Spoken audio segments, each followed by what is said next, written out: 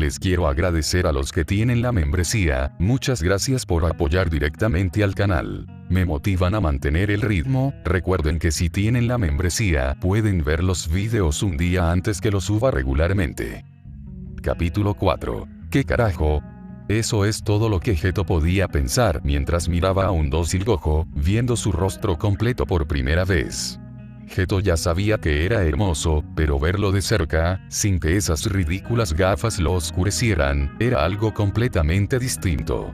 Las mejillas de Gojo eran del tipo de rubor rosado de los poemas de amor cursis, y sus labios eran del rojo carnoso de las revistas Playboy, pero más que eso, los ojos de Gojo, enmarcados por largas pestañas plateadas, eran del tipo de azul que no se podía conseguir fuera de él.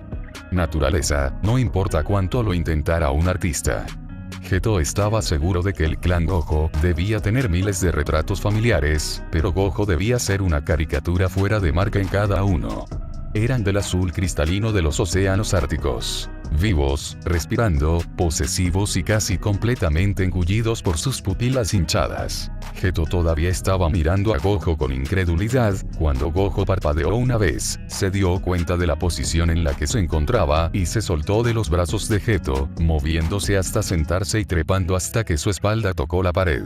Los dos chicos se miraron el uno al otro, Geto con continua incredulidad y Gojo como si estuviera tratando de recomponerse lo suficiente como para reflejar su actitud normal y displicente.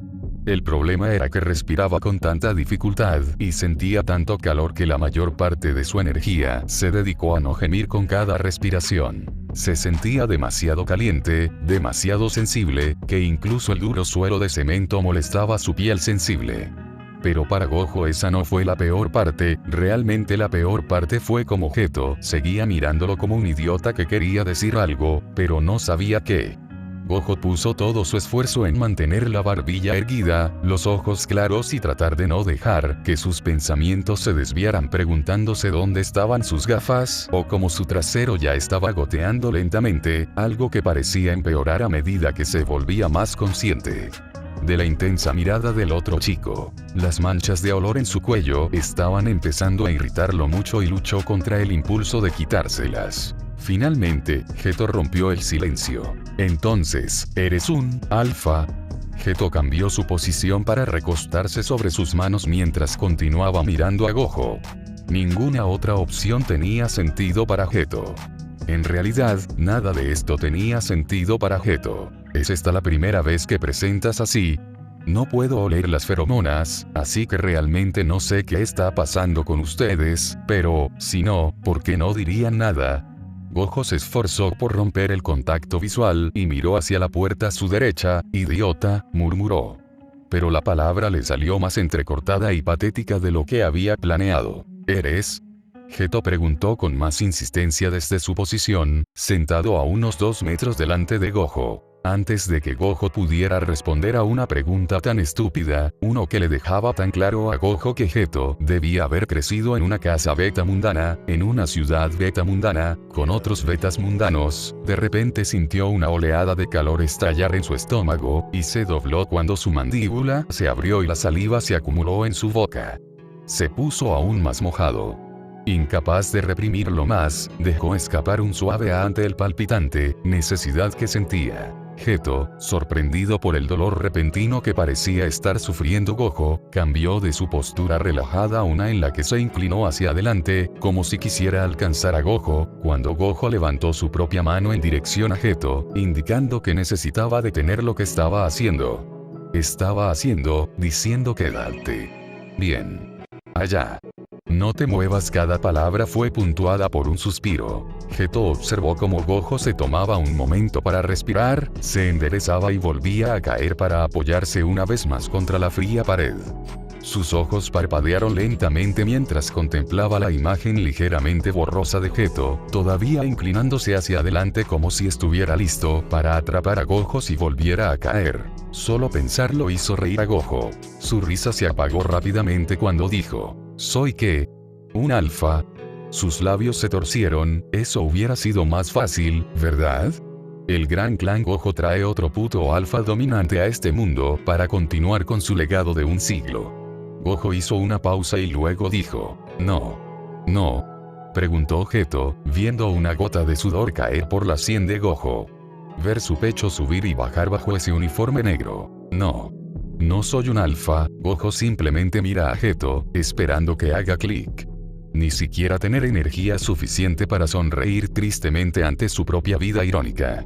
Geto lo entiende después de un minuto, sus ojos se agrandan y sus hombros se encogen en ese top negro que ya le queda bien. ¿Pero cómo? ¿Por qué no estás más sorprendido? Luego, esta no es tu primera vez. Geto no puede evitar sentir curiosidad por saber cómo el idolatrado alfa favorito de todos en realidad era. No. Presenté cuando tenía 14 años y era dominante, pero no el tipo correcto de dominante. Gojo trató de no dejar que su mente volviera a recordar cómo había sido la vida cuando se presentó por primera vez, esos primeros 3 meses de completo aislamiento, y luego lo encerraron en su habitación cada vez que no podía controlar sus feromonas lo suficientemente bien, el año siguiente de entrenar. Para que pudiera aprender a controlar dichas feromonas, la triada de medicamentos que ha estado tomando para suprimirlas. De la misma manera que esos mismos supresores aún no eran suficientes, no son lo suficientemente fuertes como para suprimir sus celos por completo. En lugar de simplemente regalarle dolores de cabeza crónicos. La forma en que su madre y su padre lo miran en el momento en que hace algo que sea remotamente Omegan. El entumecimiento que sentía por su propia vida. Gojo sintió otro estallido de necesidad en su cuerpo y se retorció de dolor por un segundo antes de que se detuviera y suspiró. Sabía que debía hacerlo ahora, pero normalmente recibo una pequeña advertencia de antemano y puedo tomar mis supresores y llegar a casa. Y salir adelante antes de que se ponga demasiado mal. Pero no esperaba que nos pusieras a limpiar o que me palparas tanto. Como si recordara de quién era la culpa de que estuvieran en este lío, Gojo volvió a fruncir el ceño y observó a Geto desde donde yacía contra la pared.